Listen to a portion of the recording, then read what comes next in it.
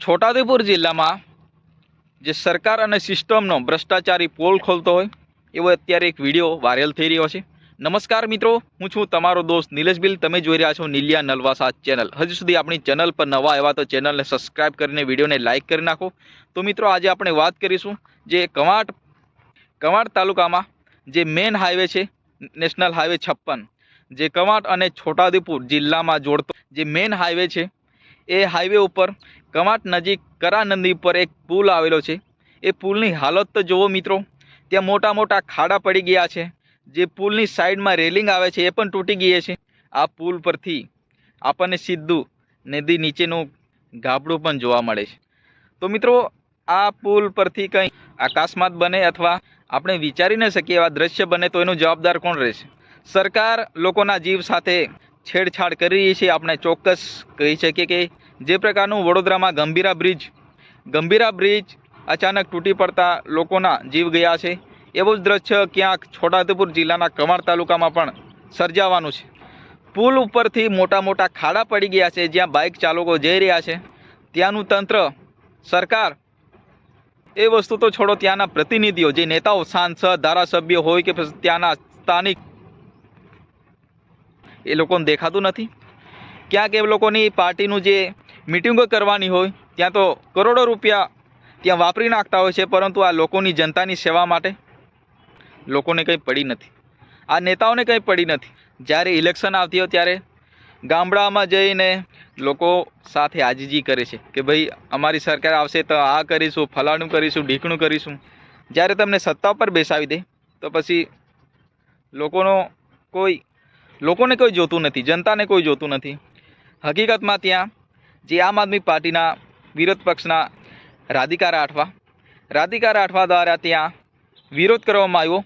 Radhika રાઠવાની team દ્વારા ત્યાં રામધૂન ગાઈને ભજન સરકારનો અને સિસ્ટમનો ત્યાં વિરોધ કર્યો। ત્યાં પોલીસ આવી લાગી અને પોલીસ રાધિકા રાઠવાને શું કહી રહી છે એ આપણે જોઈ લઈએ। રાધિકા રાઠવા ખરેખર ભ્રષ્ટાચારીનું પોલ ખોલવા માટે ત્યાં ધારણા પર બેસી, પણ પોલીસ એમને સમજાવીને ત્યાંથી ઉઠાડવાની કોશિશ કરે છે। રાધિકા રાઠવા જણાવી રહી છે કે ભાઈ આ પુલ અમને અહીંયા સુધી સાથ આપ્યો, પરંતુ હવે આ સરકાર અમને સાથ નથી આપતી। પેલા રાધિકાબેન રાઠવાનો વિડીયો આપણે જોઈ લઈએ। આનું થઈ જશે બેન, અત્યારે કરાવું છું, બેરીગેટિંગ કરાવી દઉં છું, બેરીગેટિંગ કરાવી દઉં છું આનું બેરીગેટિંગ કરાવીને અત્યારે રેડી કરાવી દઉં। હમણાં પણ અમે બેઠા હતા, હેવી ડમ્પરો જાય છે, આખું પુલ હલે છે। ના, એનું સ્ટ્રક્ચરલી કોઈ ઇશ્યુ નથી મેડમ, સ્ટ્રક્ચરલી ચેક કરી ગયા છે ગાંધીનગરથી। આપણે એ ટીમે જે સજેશન આપ્યું ને એ પ્રમાણે આપણે એનું રિપેરિંગ લીધું છે। તો સર આ ક્યારે ચાલુ થશે?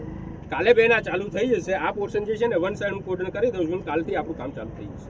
અને સર સાઈડમાં જે પેરાપેટ એટલે વન સાઈડ આખું બંધ થશે આપણું, એમાં વન સાઈડની પેરાપેટ અને જોઈન્ટ આ બે વસ્તુ ચાલશે। પછીનો સેકન્ડ પોઈન્ટ લેશું ને તો એ બાજુની પેરાપેટ ને એના જોઈન્ટ, એ રીતે આખું થઈ જશે અને આનો વેરિંગ પોર્શન લેવાય જશે આપણું। સર કાલે પાક્કું ચાલુ થશે? કાલે આજે જ બેન ચાલુ થઈ જશે। ત્યારે આપ ઉભા થશો ને એટલે કામ અહીંયા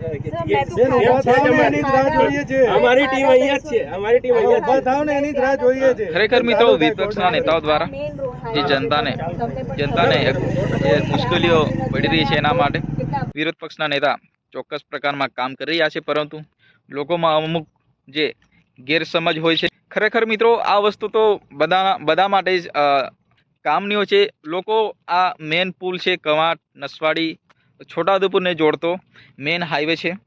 આ રસ્તા ઉપરથી ઘણા મંત્રીઓ, સંત્રીઓ, જે નેતાઓ આ જ રસ્તે પસાર થાય છે, પરંતુ ચોક્કસ પ્રકારમાં ત્યાંના નેતાઓ આંધળા હોય એવું આપણે કહી શકીએ, કારણ કે આ વસ્તુ બધાને નજરે બધાને દેખાય છે।